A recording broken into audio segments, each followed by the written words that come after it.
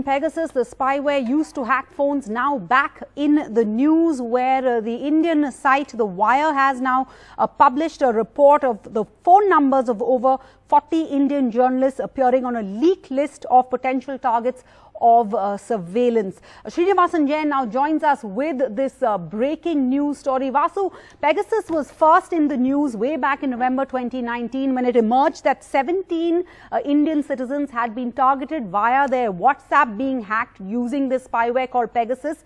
What is today's big breaking story? Two questions. One, does this mean there's a new fresh attack because WhatsApp at that point of time had said they had stopped their phones being able to be hacked, or is it more information on that original attack in November 2019 and whose names are now on this list, whose phones have been hacked?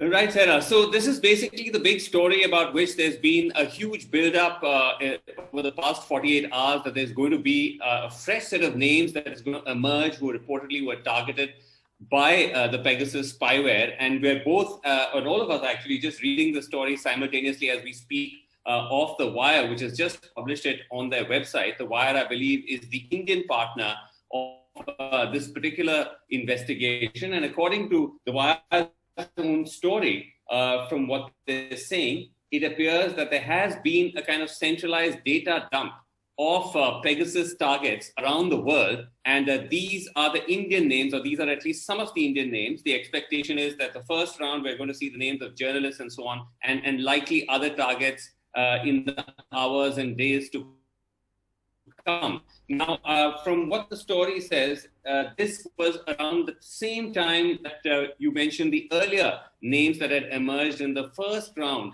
of the targeting of Pegasus of Indian activists. That was in 2019. This also pertains to that period. So it could well be that these are people who were targeted then, and the information is only coming out right now. And as per the report, the names, at least the initial names of the 40 Indian journalists, they say include journalists at the Hindu Times, India Today, Network 18, The Hindu, and the Indian Express. You can see an image of some of the journalists up on The Wire's page, which includes The Wire's founders as well, Siddharth Vardarajan and N.K. Venu. Sushant Singh, formerly of the Indian Express, was one of the targets, as appears to be Rohini Singh, another journalist with The Wire, Vijeta, who's, of course, with The Hindu, Vijeta Singh. She's also been targeted, as has been Prashant Jha with the Hindustan Times. So this is the initial clutch of journalists who appear to have been targeted by this particular breach or this particular leak. Now, just again to remind our viewers, the position taken at that time by the founder of Pegasus, NSO Group, this Israeli-based software company, was that they don't, in fact, make this software available to target journalists and human rights activists and so on. This is only, according to them, sold to governments in order to be able to surveil anything that pertains to national security. But clearly, with this particular breach, once again, the information and once again, the question comes up, Sarah, as to whether that is indeed the case, or is Pegasus being used or misused by governments? In this case, question mark over the government of India, whether it's using it to target journalists and others. All right. So, Vasu, of course, when that story broke way back in 2019, the worry was at the end of all of that, we didn't really have any clarity of who was behind this. And the question is, do we have any more clarity on that now? Are you expecting to see any movement on that aspect of the story?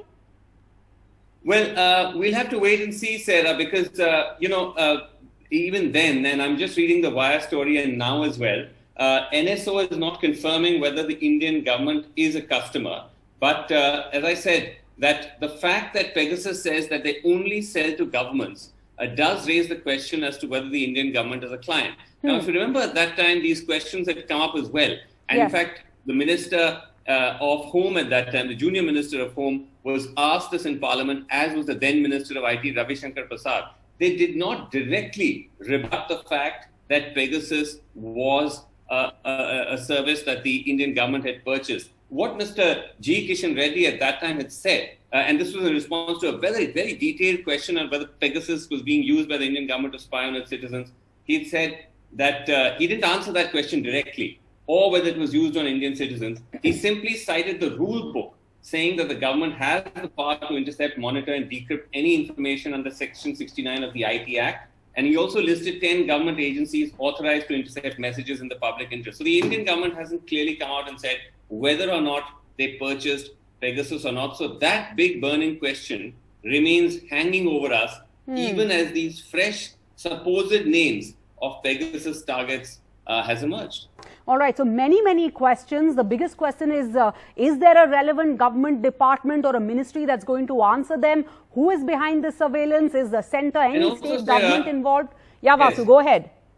Sorry, also Sarah, I think it's important to just remind our viewers about why the implications of this particular spyware are so serious, that if indeed, as earlier it was alleged that activists and human rights defenders were targeted using Pegasus, which was apparently transmitted through WhatsApp, and now it seems a clutch of journalists, perhaps more individuals in the public domain targeted. What makes this so much worrying is because Pegasus is a very invasive spyware. Now, the Citizens Lab, which is a Canada-based listening post, it sort of surveys and monitors disinformation and malware attacks, says that Pegasus can send back the target's private data, including passwords, contact lists, calendar events, text messages, live voice calls from popular messaging apps, so on and so forth. The target's phone camera and microphone can be turned on to capture all activity in the phone's vicinity.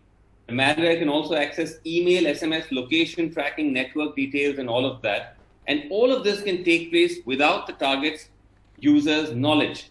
That you can leave no trace on the device, consume minimal battery, memory, and data so as not to arouse suspicion in more alert users. Which is why, Sarah, the fact that if indeed Pegasus is being used or misused to target people in India, it makes it particularly worrying, because this is a very intense, very invasive form of surveillance, much beyond what we normally see government agencies do in terms of tapping phone calls and so on. Absolutely frightening, Vasu. So is there an assurance then to the people of India, to the public, that our government is committed to protecting the rights and freedoms of Indian citizens from being violated by, unauthorized actors? Who is behind this? Is this not an infringement on our right to privacy as upheld as a fundamental right by the Supreme Court?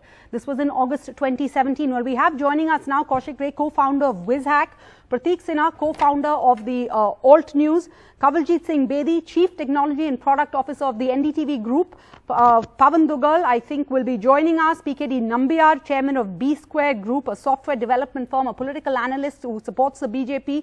Hope to also get MK Venu, founding editor of The Wire, whose name also features on the list that's just out today.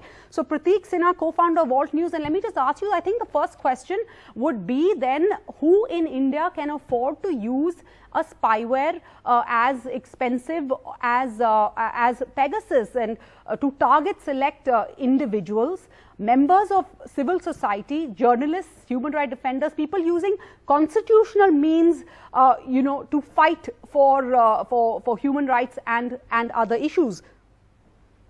So I have written a piece back in 2019 when the first Pegasus hack was exposed, and I had put out details of how much money Pegasus charges. Now, in the latest series of expose, a website has been created called Digital Violence, and which also talks about how much Pegasus charges. So, for example, I think one of the Middle Eastern countries has paid Pegasus $55 million for to target certain individuals. So that is the kind of money that Pegasus charges, and this is for very select individuals. It is not a mass scale hack. That is, you're not hacking multiple phones.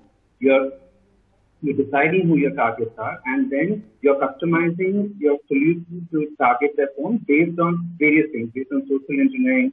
So, for example, somebody in Mexico was sent messages like, we have found compromised pictures of your wife and things like that, and asking them to click on a link. So these are very customized solutions that are made for every individual, and where individuals from NSO are also involved in helping the threat, whoever has bought the solution. Individuals from NSO are also involved in helping them to sort of use the software to attack these individuals. And it is anybody's guess who can afford such a huge NSO clearly says that they only sell to government body. So where, which government in India is actually using it and paying so much money to attack particular individuals. And clearly, the list shows people who have been critical to the government, and even some people who are close to the government, but most of them are the ones who have been critical of the government. And the government is using this spyware to this extremely state-of-the-art malware to spy on.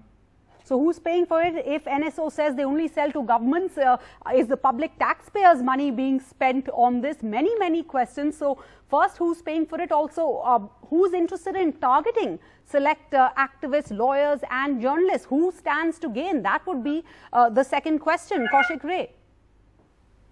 Well, I can't address who actually is paying for it, but this is a very advanced surveillance system. And it specifically targets, and price dictates that it can only be targeted to select individual whose 360-degree data is extremely valuable. And see, the lines have blurred. What is attack for you is defense for the opposite party. And this is leading to a situation where we are seeing extremely advanced, malwares like Pegasus being used for zero-day exploits. Even the people who designed these OS, operating system on which platforms like iOS was exploited, and they had to find a patch to recover it. So they are systematically targeted. It will continue. It's a cat and mouse game. People on either sides have technical resources, and whoever has more advanced resources will ultimately triumph. To what use it is used is obviously on which side of the table you are. Kawaljeet, what is especially worrying about this, as Vasu pointed out, is that it's a highly invasive technology, right? It gets installed in a target's phone simply by initiating a voice call. I want to understand that first. This is way more advanced than, getting a link or being phished. You have to click on it in order to actually expose yourself. Is that correct? Yeah, and before I explain how Pegasus in this case worked, we just need to understand all software have vulnerabilities, right? And companies keep updating their software. But what happens is sometimes hackers would discover some major security hole and never report it to the company. And they would, sell it in the dark web or the black market to spyware companies like NSO, which then can be used on their, Pegasus software, for example. And the price for such exploit runs into hundreds and thousands of dollars, if not millions of dollars on the dark web. So what Pegasus then does is, basically it's like a multi-exploit hack to get into your phone, and remotely, like you rightly say, you don't have to click. Someone sitting outside can, and I'll just give you an example. Kawaljeet, hold that thought 1 second. I'm only interrupting you because I have M.K. Venu, the founding editor of The Wire, which has broken this story. He now joins us. M.K. Venu, whose own name features in this list of 40 Indian journalists, the potential targets for surveillance using this Pegasus spyware. M.K. Venu, thank you for your time. First and foremost, I just want to understand this leak. Is this moving beyond the initial leak, the initial breaking news in November 2019, which at that point of time we only knew that a dozen or so activists' phones had been hacked into? Is this a list of journalists from that original story, or has there been a fresh attempts at hacking Indian citizens' phones since then? So, Sarah, if you recall, in 2019, when that episode came to light, the Indian government wrote to WhatsApp. In fact, the IT minister wrote to WhatsApp asking them how come this privacy breach had occurred. So, in reply, WhatsApp, I think in November, WhatsApp replied, which was carried by all newspapers. It's public. It's matter of public record. WhatsApp told the government that it had brought to the notice of the government of Indian government about these hacks in May and September, and I think they also gave a number of 121 at that time. So after which I don't know what happened, what exchanges happened between WhatsApp and the government, and at that time, Sarah, people were also expecting that the government would write to the NSO also, the company which only does deals with governments, right? And NSO has clearly said it only has agreements with government. for supply of whatever the software, spyware or whatever. So now this list extends way beyond 2019. This list also has a number of potent hacks and potential hacks as late as June 2021. In fact, my telephone, which was sent for a proper verification at the lab, Amnesty's technical lab, as well as the Forbidden Stories to their experts, shows a breach in June 2021. So, and there are other examples also, I would say. So, I mean, those details will come out. So it really goes beyond, and there are way more people than were detected at that time. Yeah. So many disturbing factors to this new breaking news. You're saying a breach even in 2021. But the question there you've touched upon, was the government of India first not aware of any such surveillance? That in itself would be worrying. What is our government doing? If the government is not responsible or aware of such surveillance, are they concerned at all? What steps have been taken since 2019 to identify those responsible for these cyber attacks to secure our Indian telecommunication channels to prevent such attacks in the future? So much concern over all of these questions, MK Venu. But what next? Are we expecting more tomorrow? First, 2019, we had a list of activists. Today, we have a list of, I think, around 40 journalists. Is there more expected tomorrow? So, Sarah, if you just read the framing piece article, which I haven't had a chance of doing, MK Venu. Okay. We've just been live all evening. Okay, we've just uploaded a framing piece, which is a broader piece by Siddharth Vadrajan, who anchored this story and is my co-founding editor. And Siddharth's piece clearly points out that in the next few days, more names will be revealed, those of not only activists, journalists, politicians, some opposition leaders, some constitutional authorities, even perhaps judges. So it's quite a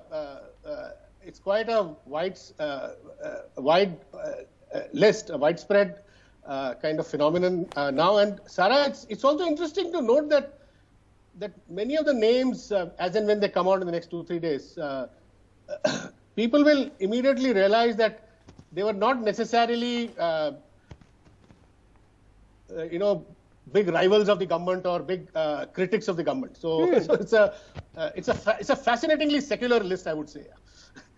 No, look, in all seriousness, these are people who have been working to uphold constitutional rights through constitutional means. And it looks like they are being targeted, they are being hacked via unconstitutional means. But I want to ask you, MK Venu, again, when this issue was raised in Parliament, at that point of time, the government didn't give a clear answer as to who was responsible, who was behind this, who paid for this, who could afford to pay for this. But it cited the law, and it claimed that under the law, it has the power legally to intercept, monitor, decrypt any information in quote-unquote the interest of the country, which of course is a very loose definition.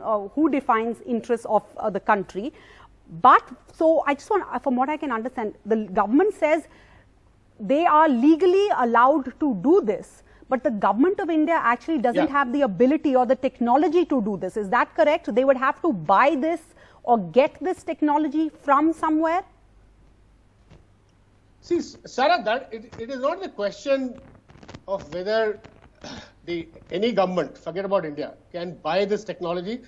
It's high-tech market, surveillance market is an open market, and this Israeli company apparently happens to be the best because it has as its members, ex military intelligence officials who had worked in the Israeli government. So it has a reputation, this company.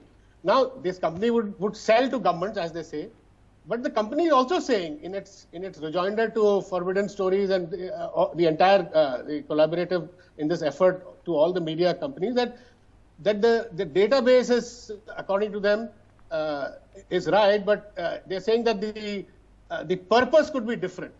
Now, they are saying that what they're implying is the purpose may not be surveillance. It may be different for enabling governments to sort of to access these numbers. So now somebody needs to then come out and say what is the purpose, right? So we need a reply from somebody, right? Saying then what is the purpose? What is the? I mean, it was not selling soap or toothpaste was not the purpose. I mean, there could be commercial purposes also to to test market or to understand the mood of the consumer, etc. So entirely the onus is on the government. So as far as the government is concerned, there is no bar on buying such software, but the Indian government is committed to, constitutionally speaking, committed to follow strict procedures under the Indian Telegraph Act for interception of the old system of phones, and if it's online or internet based thing, it has to follow the relevant provision, the IT Act. So now that all these things somebody needs to look at it. Now who will look at it is a question that everybody would be asking. Yeah. So M.K. Venu, let me ask you, this is the knowledge that anyone, a civilian like you, me, anyone can be spied on, can be put under surveillance by until now unknown identity. All of our intimate details, financial transactions, all of that can be accessed is deeply disturbing. It's very worrying. We wonder, are we living under a surveillance state? I mean, are there any rules? Are there any laws? This is a banana republic. But when this first broke in 2019, there was just no clarity. We never seemed to manage to get any clarity or get to the bottom of this story. Do you hope, do you think that things will change? Will we get any closer to knowing what's going on, who's behind this now? Actually, Sarah, we had, since 2019, we've had so much progress in the investigation of these kind of hacks. For instance, part of this collaborative process with Forbidden Stories and the other media organization, more than a dozen, Amnesty Technical Security Lab, sure, is also a partnership with the Citizens Lab, which is based out of Toronto University. Now, the Citizens Lab at Toronto University has done a lot of groundbreaking work and identified countries where these things have happened and where such spyware has been used. And they, based on their research, Sarah, WhatsApp actually went to court and challenged the NSO, the Israeli company. Now, that case is still going on. So we have actually a lot of information. Now, what we need is we need honesty and the will on the part of governments to take forward and genuinely address the privacy issue instead of just paying lip service to privacy. I mean, this is true for all governments. Is there an intention for that, to connect the dots? Is there a relevant government department? Is there a ministry who is going to answer